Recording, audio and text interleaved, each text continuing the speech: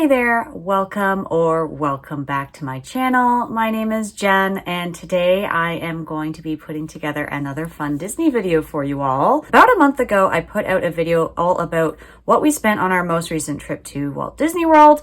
If you haven't seen that yet, I will make sure I link it down below. Today, I thought I would do a similar video and talk about what's worth splurging on in Disney World. I know there's a lot of ways that you can spend your hard-earned money at the most magical place on earth, and a lot of the time it's hard to narrow down what's worth the splurge and what's not. I've got a few things here on my list that I think, in my opinion, are either worth splurging on or not, depending on who you are, where you're coming from, how many kids you have, that sort of deal. So without further ado, let's get started.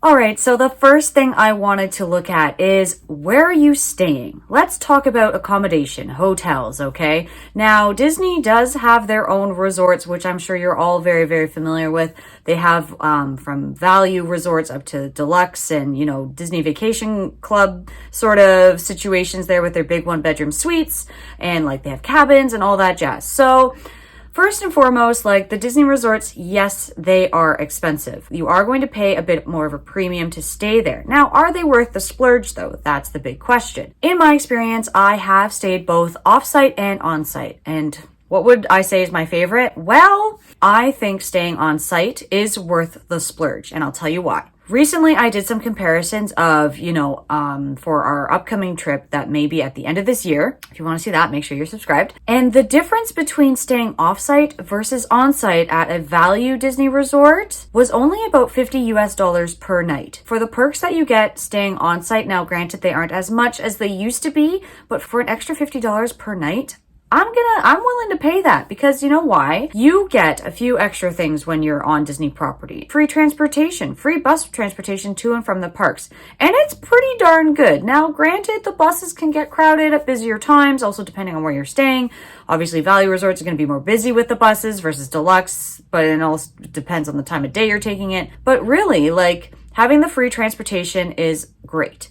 The second reason I like staying on site is you get to book Genie Plus reservations ahead of, the general public or people that aren't staying at a Disney resort. Also, if you're planning on traveling solo, staying on site is much safer to do as well, because you have, the Disney security, you're around a lot more people, you're inside the Disney bubble. Now, granted, of course, always be safe, always think about, your surroundings and everything, but I would feel a lot safer staying at a Disney resort versus, just a random offsite hotel off property, even though it's going to be saving me a little bit more money. When you are staying on site at hotels, you actually get a discount if you order the Magic Bands in advance, which is awesome. So that's what I did last time, because I really wanted to get a Magic Band, because I like the convenience of having, the ticket right on my wrist. I'm not having to fumble for things. I'm not having to look for like the card in my wallet or, pull out my phone each time and like have the risk of dropping my phone as well, because, I'm, can be clumsy sometimes and drop my phone, and that would really suck. I like to just have it on my wrist and, you just tap it and you go. Magic Band Plus is a whole other story. I haven't personally tried it yet, but from what I've seen, I'm not quite convinced if it's worth the extra cost of how much it is, for what it gives you. And they still don't work the best, in my opinion, from what I've seen, but the regular Magic Bands would be a good choice. Let's talk about restaurants. There are a few restaurants that I would say are worth the splurge, and this depends on who you are, what food you're looking for. Do you have kids? Do you not have kids? If you're, adults traveling and you want to have a really amazing, signature dining experience, there's lots of restaurants to choose from here. And I would say they are worth the splurge.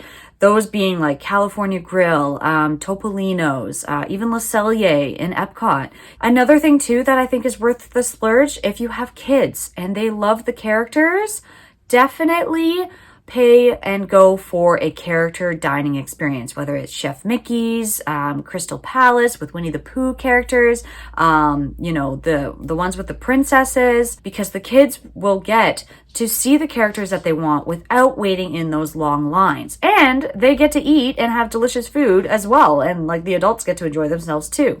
And another actually kind of money saving hack too is if you're going to these buffets, why not take some fruit to go? A lot of the time they will have some fruits like bananas and apples and that sort of thing that you can just kind of grab and go. I mean, you're already paying for the whole buffet meal experience, so why not take some snacks to go? Now, there are some food things that I find are not worth the splurge, and those could be like drinks in the parks, or, some quick service restaurants. You really want to be careful, what you're choosing to spend your money on, like a $10 hot dog, that's not really something that you'd want to be spending your money on. But let's say, for example, there's a food festival going on at Epcot, food and wine. That's kind of like a special event. And those kind of foods, you're not necessarily going to see every day or, if you come at a different time of year. So those ones I would go for. If you're looking at quick service meals in like food courts and like anything around the parks, you really have to be careful which ones you're choosing because some are better than others.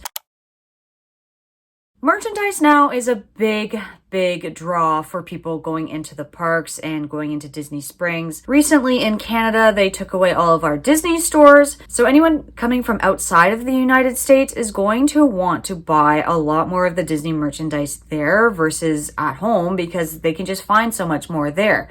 But you should be careful on the type of merchandise that you are choosing to buy. Let's say, for example, you want to buy like a Mickey t-shirt or like some sort of Disney themed sort of clothing. A lot of this stuff now you can find in, Walmart's, Winners, Primark is another example as well in the States. There's a lot of Disney clothing found in other stores now, and they are significantly cheaper than what you will find in the parks.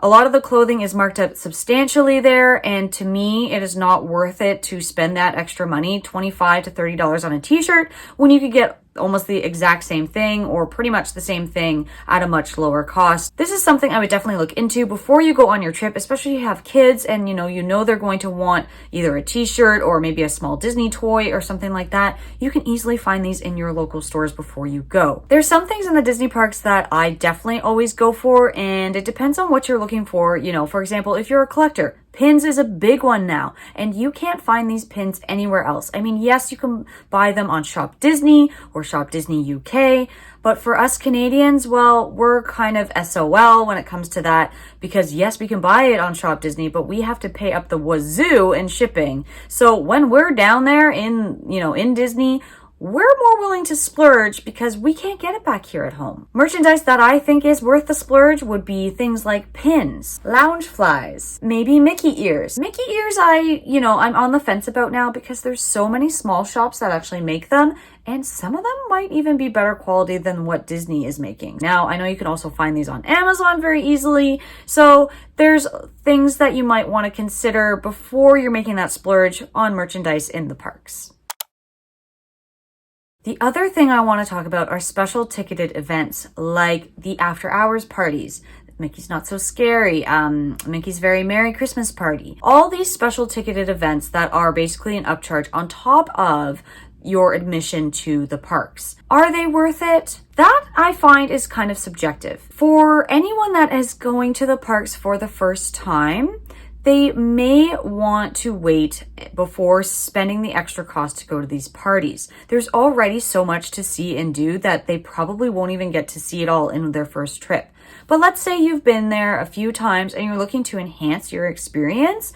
By all means, these special events like the Mickey's Not So Scary Halloween party and the Christmas party are totally worth it because first of all, you get less people in the park, shorter lines, shorter wait times. The Halloween party is the only time adults can actually dress up in costume, and so that's really awesome to do. And then the Christmas party, you have the Christmas parade, and you get little treats like hot chocolate all around, and same with the Halloween party, you get trick-or-treating. So that's a very unique experience, and it's definitely something that I'd be willing to splurge on if Oh, there's a plane. Now, the after hours party is another different thing. Let's say, for example, you don't have kids, or you have kids that are slightly older and can stay out later, or you're adults or in a couple that, are able to stay up later. The after hours party is a great investment. And I think there's a couple extras mixed in there as well. I will leave a link down below with all the information and details on that. Genie Plus is quite a big monster, and you either love it or you hate it. And if you're not familiar with Genie Plus, it's basically like the old FastPass Plus, just a slightly more different and confusing. Whether or not Genie Plus is worth the splurge is very subjective and really depends on your trip. Let's say you're going for a short trip and you have very limited time in the parks. Genie Plus in that case would be 100% worth the investment. It really depends on when you're going, how many people you have. If you're someone that doesn't want to wait in lines, this is definitely worth the splurge. If you are a family of 4 or bigger, Genie Plus may not necessarily be worth it, and it really depends on the time of year you're going. If you're going in a busier time, Genie Plus might be worth it if you really want to optimize your time and get in on as many rides as possible.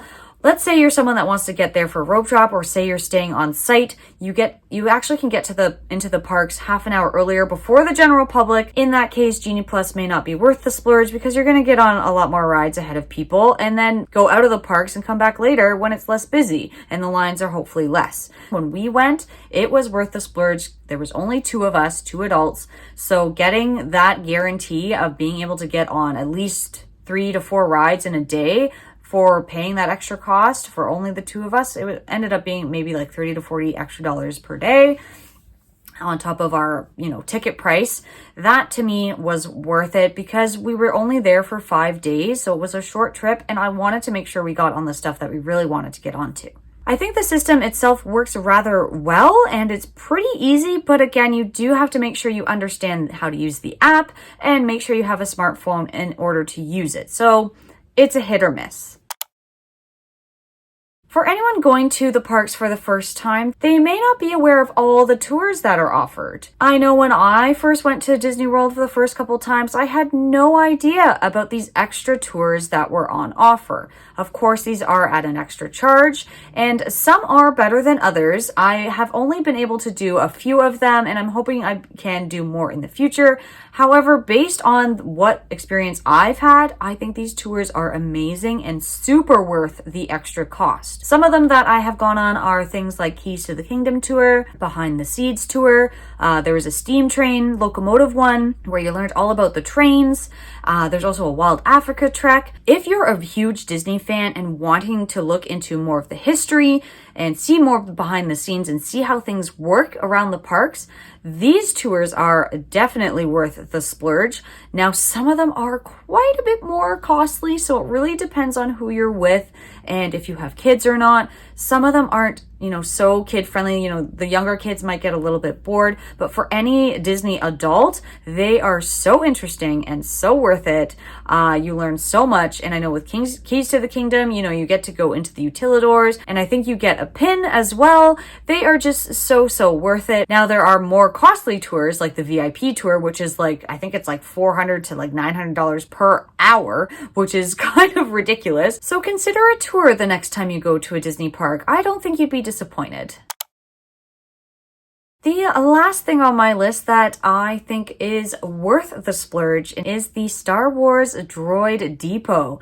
On our last trip, my nephews were able to do this and they absolutely loved it. You're able to go in, customize your droid, and you get to keep it, and it's remote controlled, and it is so cool. It is such an immersive experience for any Star Wars fan, and I 100% recommend this extra cost when you go there. And they also do the build your own lightsaber experience. I don't think that's come back yet, but that would also be another really cool thing to do and to spend your extra money on if you are a Star Wars fan. Leave me a comment down below and let me know what you're splurging on when you go to the Disney parks. If you like going to Disney, please give this video a thumbs up and consider subscribing so you don't miss any future content to come. As always, thank you so much for watching, and until next time, bye!